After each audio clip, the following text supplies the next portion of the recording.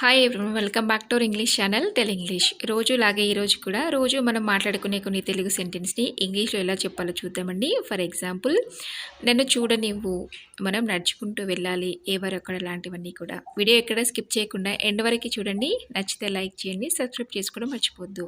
First sentence ఏంటో చూద్దాం.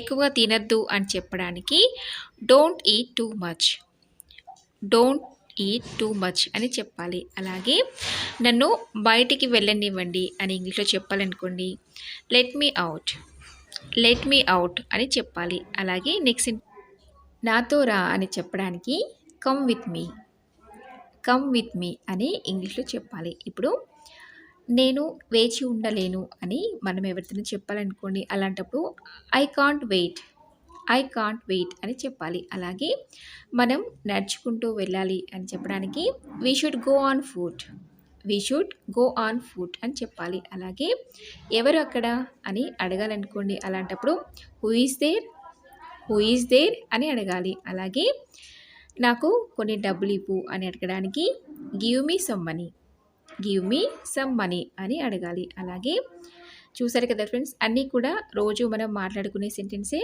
ఈ వీడియో మీకు నచ్చింది అనుకుంటున్నాను. నచ్చితే తప్పకుండా ఒక లైక్ చేయండి, మీ ఫ్రెండ్స్కి షేర్ చేయండి.